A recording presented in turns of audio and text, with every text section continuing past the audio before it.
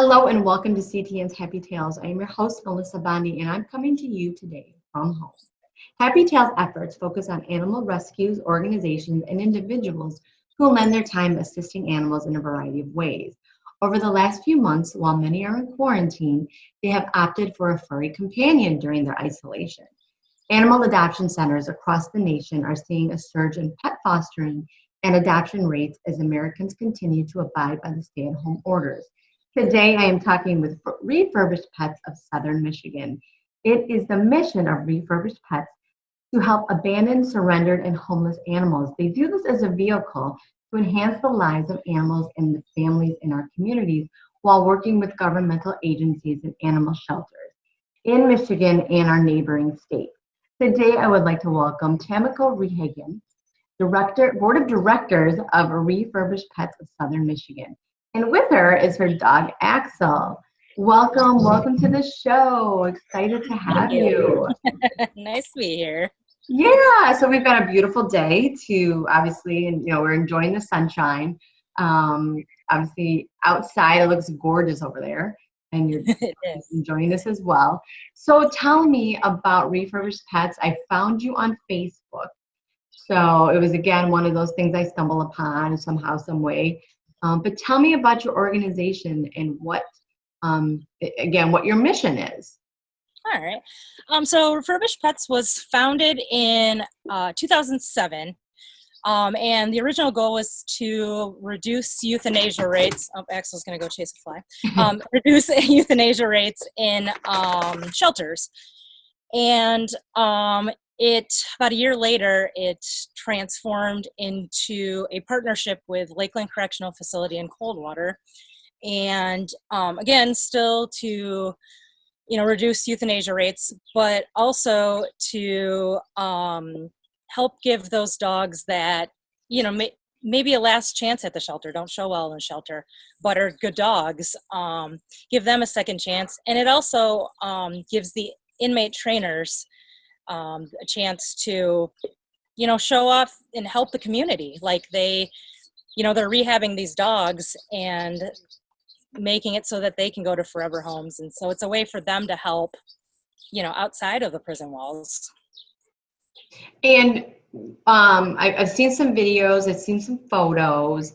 What are the type of dogs that you're talking about? Is this the whole spectrum of every breed, or do you focus more on? We were actually the first all-breed rescue to do this in the state of Michigan.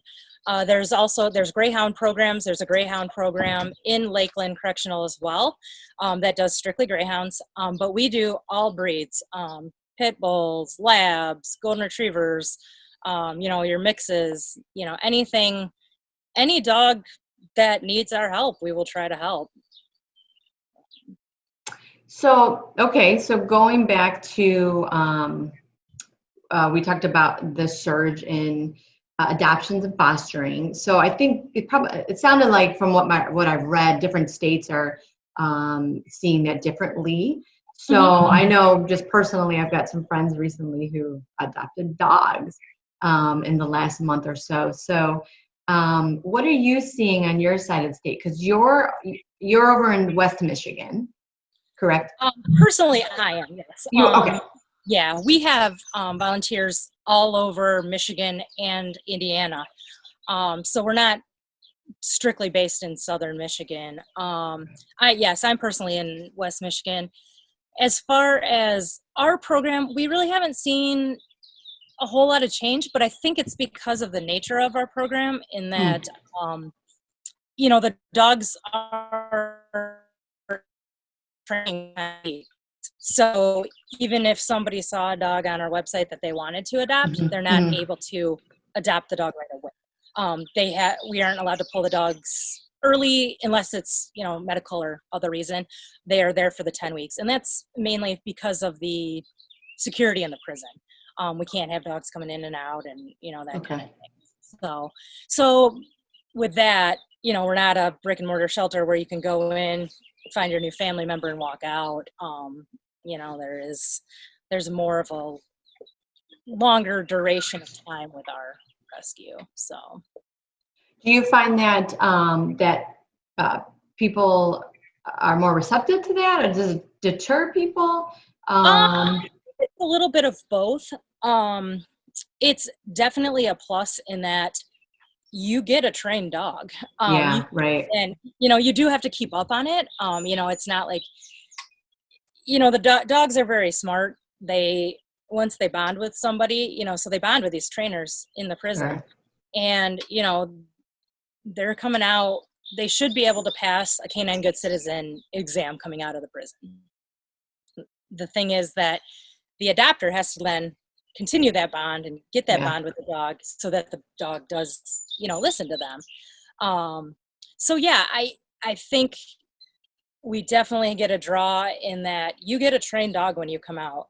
Axel, he went through the program in 2015, and actually was not adopted at the time when his training was done. I had dropped off a foster dog that I had, and he didn't have a home, so I just brought him home with me, and he's ended up staying the whole time. But he knew all of his basics. It was real nice to have a dog who, could already sit and lay down, was potty trained, that kind of thing. So there's definitely a benefit to it, I feel. Where we do maybe see some challenges is that it is a 10-week program, and people will have to wait 10 weeks to adopt their family member. The other thing that we kind of run into that is a bit of an issue is people can't always meet the dog prior to adopting. Because a lot of times they're already in the prison and we can't pull them out for a meet and greet. So sometimes the first time these people are meeting their new family member is the day they're adopting them. So for example, like the dog adoption furry companion talk came up in our home over the last month or so, and it was, we haven't pulled the trigger or anything, but it came up. So if, for example, if I were then to look on your Facebook or your Instagram or your website and see an animal, if I'm just, hypothetically, and see an animal that I, caught my eye or something I was already looking at, then basically the process would be to contact you and then to find out or give it to me the process once I contact you and show interest. So basically all of our adoptable pets kind of come in waves. So beginning of the 10 weeks, we'll have a lot of dogs. Obviously, as that 10 weeks goes on, it dwindles down because they have adopters. So all of our adoptable pets will be on Pet Finder. We are currently coming up on an exchange period, which is when the dogs that are currently in training come out and new dogs go in. So if you were to look at our website now, I believe we only have one dog listed, and he's the only one that does not have, that's Duke. He is the only one that does not. I'm just showing your Facebook page. And actually Duke is the one I was talking about. So anyway, he's the okay, good. So anyway, if you were interested in Duke, let's say, you could go to our website and fill out an application. We don't necessarily do first come, first serve. We try to find the best fit for the animal. Duke is kind of a special case. He's a special kind of hound. I'll be honest, I don't know a lot about hounds, but his breed was bred to hunt bears. So he needs a job. Duke needs a job, and he's very stubborn. He's been through the program a few times. So anyway, if you would apply for him, we'd go over the application, see if Duke would be a fit for you. And then one of our application coordinators will send you an email either saying, hey, we're going to process your application, or Duke might not be the best fit for your home, and this is why. Especially with a situation like Duke, he's been returned a couple times already. So we don't want to set him up for failure again. Again, with Duke's kind of a funny situation, he has actually been through the program a couple times and will remain there until he has a forever home. Forever home, yeah. Yeah, he's a lot of dog, and there's somebody out there I know for him, but we just have to find them. So he's a hound. He's a hound dog. Is he a beagle or? He's a hound. He's a big hound. Yeah.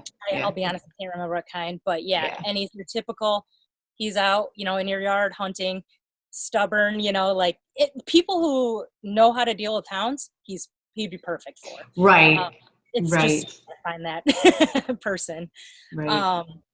But yeah. So anyway, then our application process begins. We call references, we call veterinarians, make sure current pets are up to date, spayed and neutered, that kind of thing. Okay.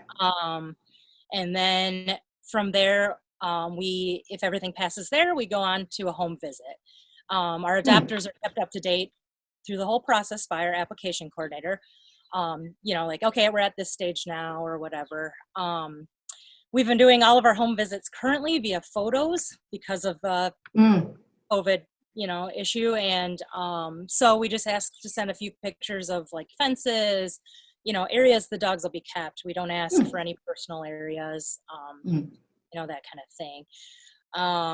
And then after that, we complete all the applications for that dog.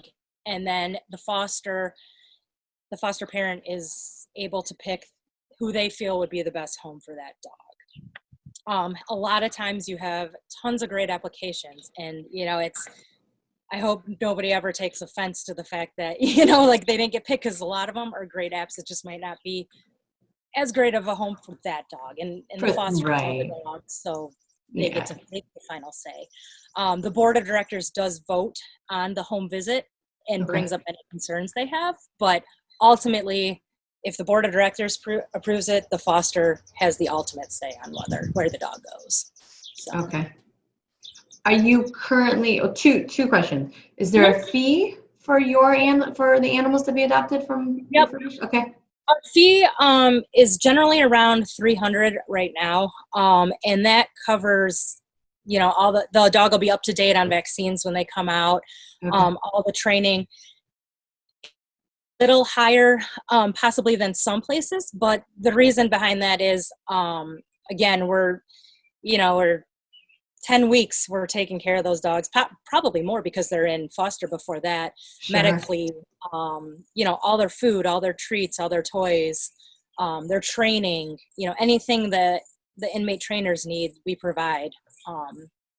So yeah, we've kind of priced it out, and that's about what it costs for us to have a dog, about $300, go through the program.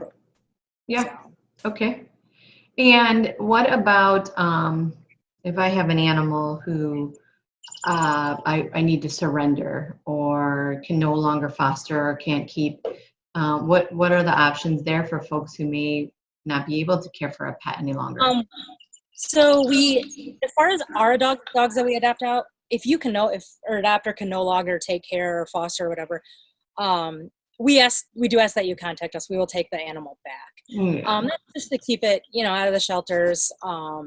We've put a lot of time and energy and love into these dogs, and if we understand things happen, so we'll take that dog back, and find it another forever home. As far as if it's not one of our dogs, we do have an owner surrender form on our site. We only have a select amount of owner surrender spots. That we are allowed to take. And that the reason behind that is, we get contacted all the time, I can no longer keep my dog because of X, Y, and Z. And we understand that, but because of the nature of our program, the dogs have to fit a very specific, temperament. These dogs are housed in a unit in the prison. They're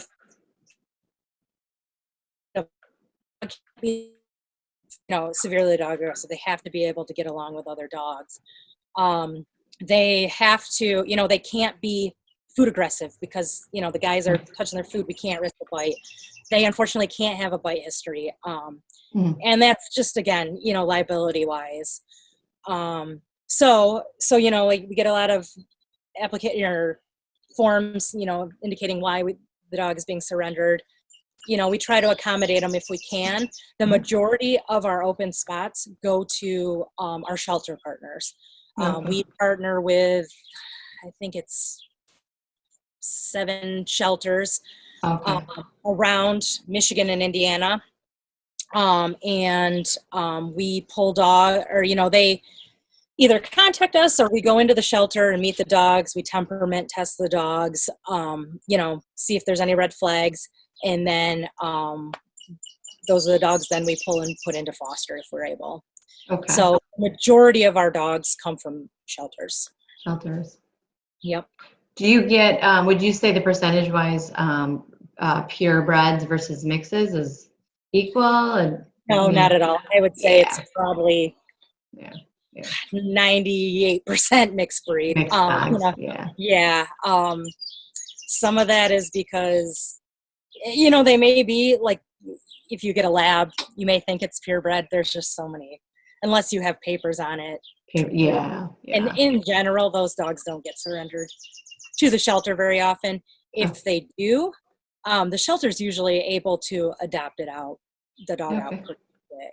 We're more likely to pull a dog that maybe is stressed out in the shelter, so that it's a great dog, but when people come to visit it in the shelter, it hides in the back of the kennel, or it cowers, or something like that, or it barks at the front of the kennel.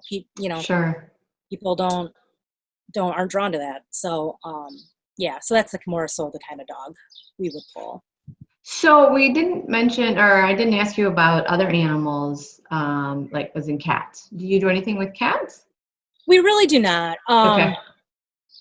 We have taken a few cats here and there. They obviously don't go to the prison, but they do, we will, if it comes up, we will try to adopt them out. We have one foster who doesn't do cats, but mainly does small dogs like Chihuahuas and stuff. Those dogs we generally don't send through the program either. But if, our shelter partner has a litter of Chihuahuas and they're at capacity, we might take a couple of those and adopt them out. But yeah, we don't do cats a whole lot. Okay. Another question I was thinking about when we were talking is it the prisons that the animals are going into, are they primarily male inmates? Yep, they're all male inmates. Okay.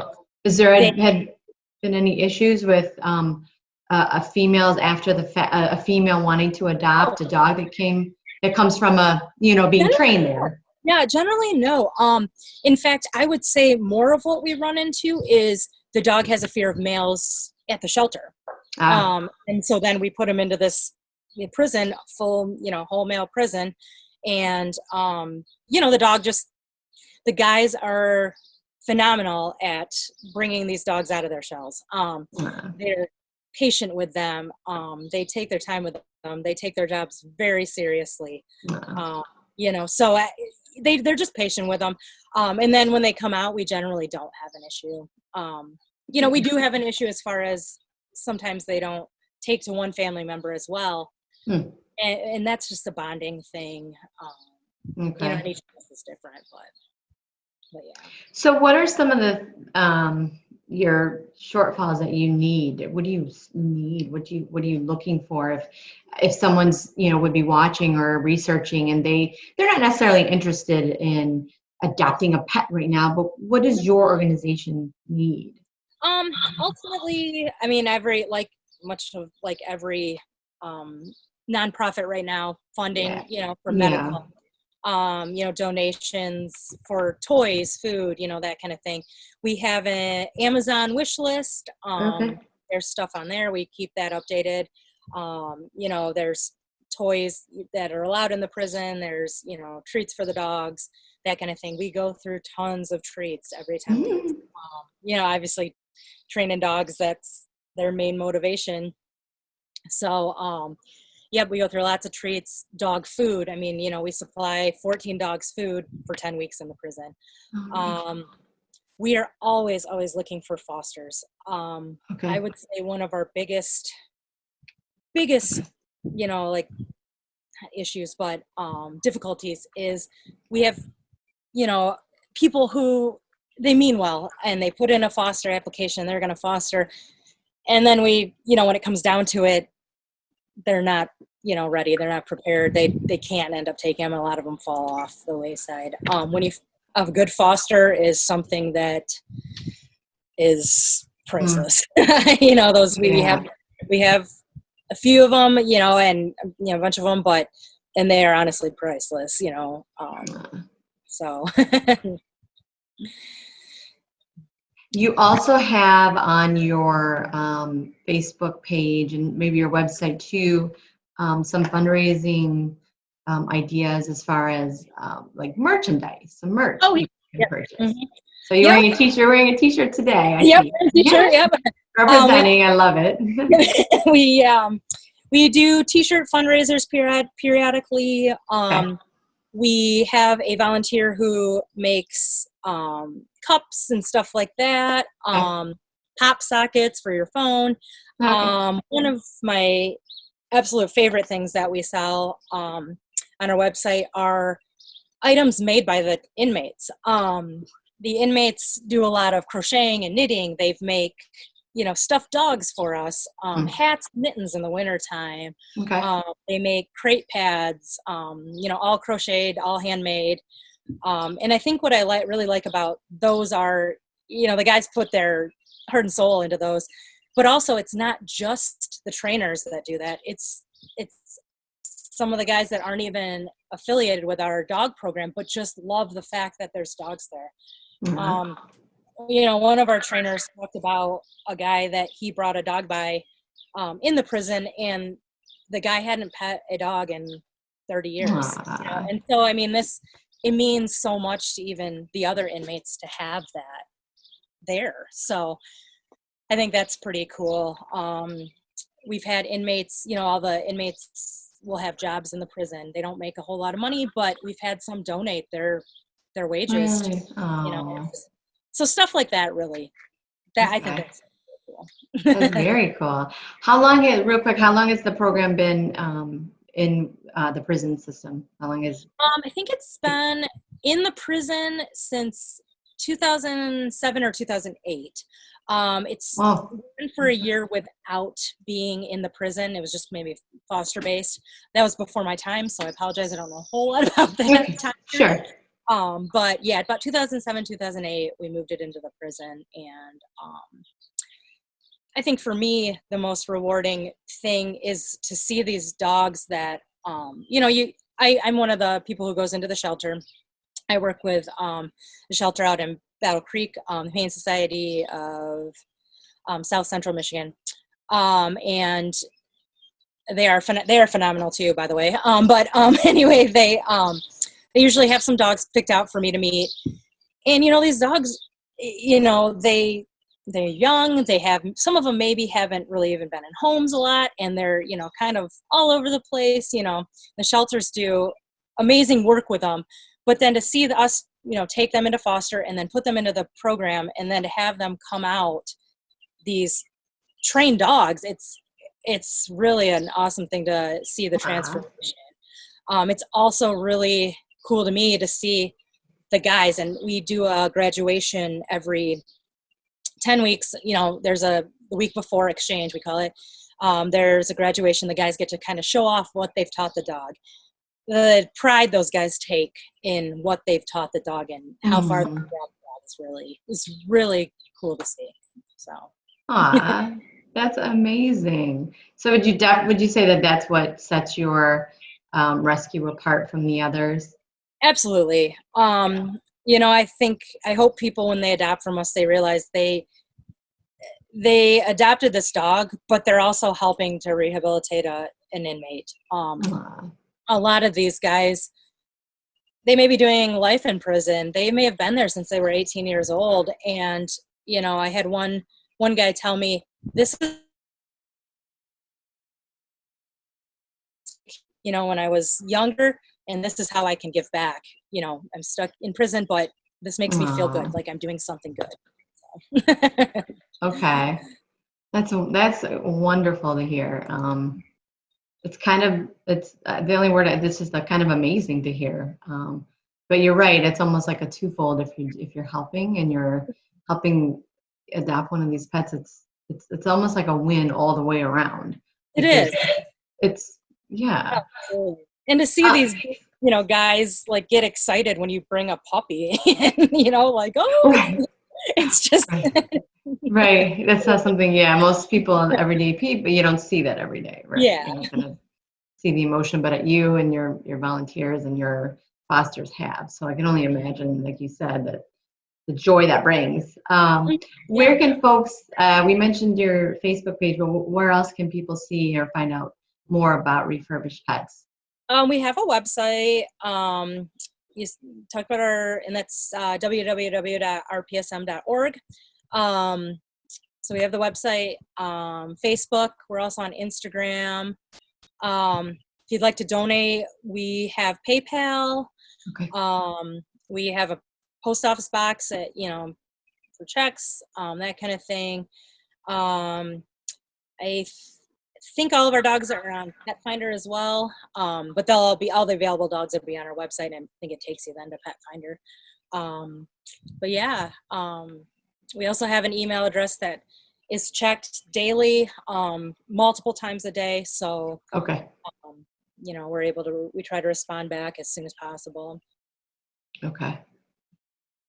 Well, Tamiko, thank you so much. This has been super informative. I'm glad we had you on. Just want to mention real quick before I wrap up that I had mentioned I had something at my home I wanted to donate to you. And obviously Yes. you and I, we live on different sides of the state, but if someone has something that they want to donate, they don't have, you have folks that will all over that may be able to come pick it up. Absolutely. Okay. Yep. So yeah, feel free to reach out to us if you have something to donate, even if it's not something maybe we can use. Maybe our shelter partner can, and we're happy to drop that off when we go see them as well. So. Okay, yeah, I just wanted to make that point that, again, when I had asked you, I'm like, well, I'm way over here and you're way there. Do you have someone, We have that would, volunteers all over. yeah, would come pick it up? Not a problem. I have it. So yeah, just like to reiterate Yes, and we appreciate that stuff as well. that. Okay. Well, thank you. Thank you again for joining us. Oh, thank you. Yep, and this has been another episode of Happy Tales. I want to thank you for watching. For more programming from CTN, you can visit us at a2gov.org/CTN or talk to us on Facebook, Twitter, and YouTube, #CTN Ann Arbor. And again, thanks for watching this episode of Happy Tales.